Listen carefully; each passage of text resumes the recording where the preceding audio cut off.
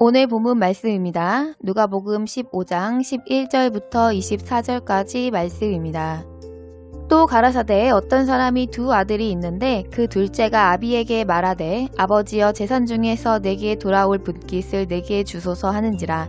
아비가 그 살림을 각각 나눠 주었더니 그 며칠이 못되어 둘째 아들이 재산을 다 모아가지고 먼 나라에 가 거기서 허랑방탕하여 그 재산을 허비하더니 다 없이 한 후 그 나라에 크게 흉년이 들어 저가 비로소 궁핍한지라. 가서 그 나라 백성 중 하나에게 붙여 사니 그가 저를 들로 보내어 돼지를 치게 하였는데 저가 돼지 먹는 쥐염 열매로 배를 채우고자 하되 주는 자가 없는지라. 이에 스스로 돌이켜 가로되 내 아버지에게는 양식이 풍족한 품꾼이 얼마나 많은고 나는 여기서 줄여 죽는구나. 내가 일어나 아버지께 가서 이르기를 아버지여 내가 하늘과 아버지께 죄를 얻었사오니 지금부터는 아버지의 아들이라 일컬음을 감당치 못하겠나이다. 나를 품꾼의 하나로 보소서 하리라 하고 이에 일어나서 아버지께 돌아가니라. 아직도 상거가 먼데 아버지가 저를 보고 측은히 여겨 달려가 목을 안고 입을 맞추니 아들이 가로되 아버지여 내가 하늘과 아버지께 죄를 얻었사오니 지금부터는 아버지의 아들이라 일컬음을 감당치 못하겠나이다 하나 아버지는 종들에게 이르되 제일 좋은 옷을 내어다가 입히고 손에 가락지를 끼우고 발에 신을 신기라. 그리고 살진 송아지를 끌어다가 잡으라. 우리가 먹고 즐기자. 이내 아들은 죽었다가 다시 살아났으며 내가 잃었다가 다시 얻었노라 하니 저희가 즐거워하더라. 아멘. 우리나라 말에는 손윗사람의 죽음을 말할 때 죽었다라고 표현하지 않고 돌아가셨다는 높임말을 사용합니다. 돌아가다는 말은 가다라는 말과는 차이가 있습니다. 처음 출발했던 곳으로 다시 갔을 때 우리는 돌아갔다는 말을 사용합니다. 사람의 죽음을 가리켜 돌아갔다고 표현한 우리나라의 말을 통해 사람이 이 세상에 와서 살다가 마땅히 다시 돌아가야 할 곳으로 가야만 하는 진실을 알 수 있습니다. 우리는 하나님의 뜻대로 지으심을 받아 이 땅에 보내져 각 사람이 마땅히 이루어야 할 하나님의 일을 이루고 다시 하나님이 계신 본향으로 돌아가야 하는 사람들입니다. 사람은 누구나 이 땅에서 영원히 거할 수 없고 반드시 돌아가야 할 곳으로 돌아가는 것은 불변의 진리입니다.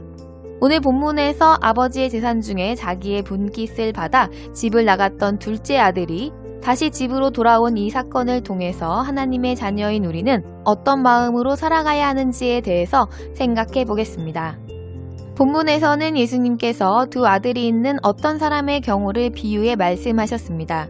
이 두 아들 중에 둘째가 아버지에게 자신의 목을 달라고 청하였는데 아버지는 그 아들의 요청대로 재산을 나누어 주었고 둘째는 그 몫의 재산을 챙겨서 집을 나가 타국으로 떠났습니다. 이 둘째 아들은 왜 집을 나가버렸습니까? 처음부터 아들은 잘못된 요구를 하는 것을 우리는 알고 있습니다.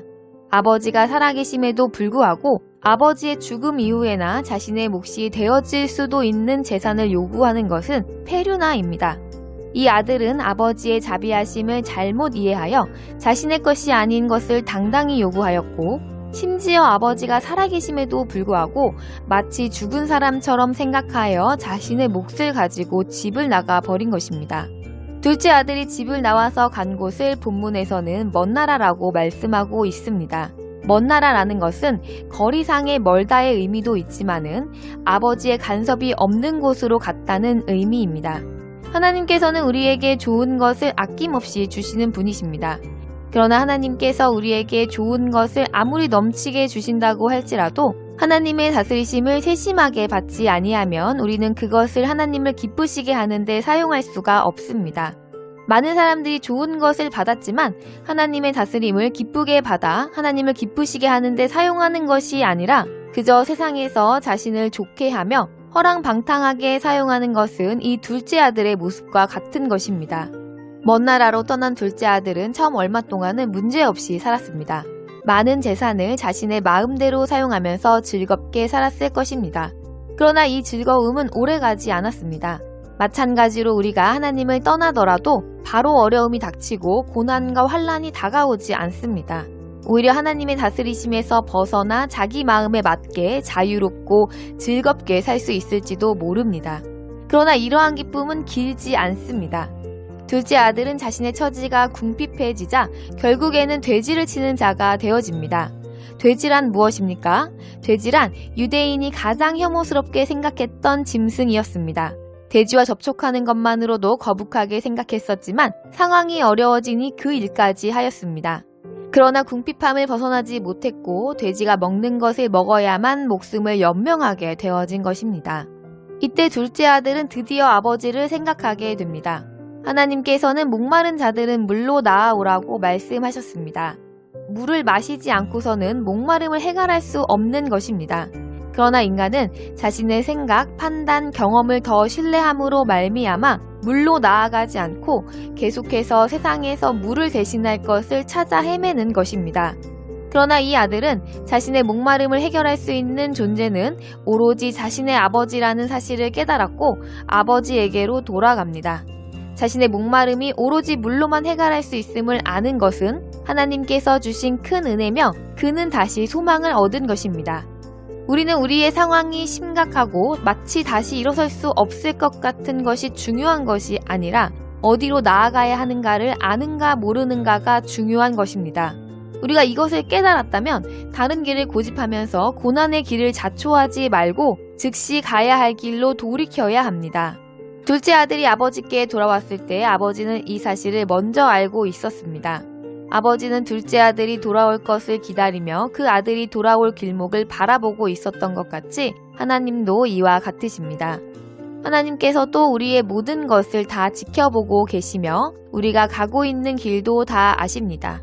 22절에서 아버지는 돌아오는 그 아들에게 좋은 옷을 입히고 손에 가락지를 끼워주고 발에 신을 신겨줍니다.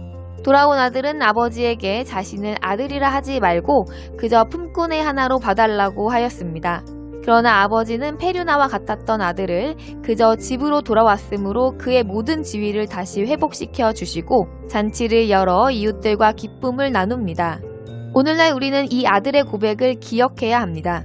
하나님께서는 우리를 십자가의 보혈로 말미암아 아들 삼아 주셨지만 우리는 하나님 나라에 돌아가기까지 아들이 아닌 품꾼과 같은 겸손한 마음으로 그 명하신 바를 완수하여 하나님을 기쁘시게 하고자 하는 사명감이 있어야 하는 것입니다. 우리는 하나님의 자비하심을 이미 잘 알고 있습니다. 그렇기에 하나님께서 주신 것을 가지고 하나님을 기쁘시게 하기 위하여 사용하는 것이 아니라 그저 먼 나라에 가서 그것으로 즐거움을 추구하는 것이 하나님께 영광이 될 것으로 오해하지는 않습니까? 하나님의 말씀, 하나님의 뜻은 그저 교회 안에서 믿는 사람들끼리 주고받는 이야기에 그치는 것이고 세상에 나아가서 세상의 다스림을 받으면서 세상의 뜻에 따라 충실하게 살아 세상에서 박수받는 삶이 옳다고 착각하는 것은 아닙니까? 우리는 돼지를 치는 일을 하면서도 이것을 깨닫지 못하고 있는 것은 아닌지 생각해 보아야 합니다. 목이 말라 죽을 지경이 되었어도 자신이 목이 마른지조차 깨닫지 못하고 있는 것은 아닌지 물을 마셔 해결을 해야 함에도 불구하고 다른 것을 찾아 헤매고 있지는 않은지 생각해 보아야 합니다. 우리는 둘째 아들처럼 배고파서 죽기 전에 목말라서 죽기 전에 먼저 하나님을 찾을 지혜를 구해야 합니다. 세상에서 멋지게 성공해서 금이 환영할 수 있다고 생각하는 것은 어리석은 생각입니다. 하나님을 떠나 살다가 돌아오는 길은 비참하기 그지없는 길일 수도 있으나 그 길이 승리의 길입니다. 우리는 하나님의 다스림을 떠나지 말고 하나님의 통치를 받는 특별한 하나님의 자녀됨을 가장 큰 복으로 알아야 합니다. 하나님의 나라, 즉 우리의 돌아갈 본향으로 가는 길은 오직 하나님만이 아시는 길입니다. 우리는 하나님의 다스림을 받아 한 걸음 한 걸음을 걸어갈 때 결국에는 우리의 본향으로 돌아갈 수 있습니다. 하나님의 나라가 무엇인지도 알지 못하는 세상의 가르침을 따르며 세상의 인정을 추구한다면 어떻게 하나님의 나라에 갈 수 있겠습니까? 하나님은 자비하시기에 우리에게 유익한 것을 주시고 우리가 하나님의 집을 떠난다고 하더라도 올 때까지 기다려주시고 다시 돌아가면 우리의 지위를 회복시켜 주시지만 인간의 생명은 짧고 한계가 있습니다.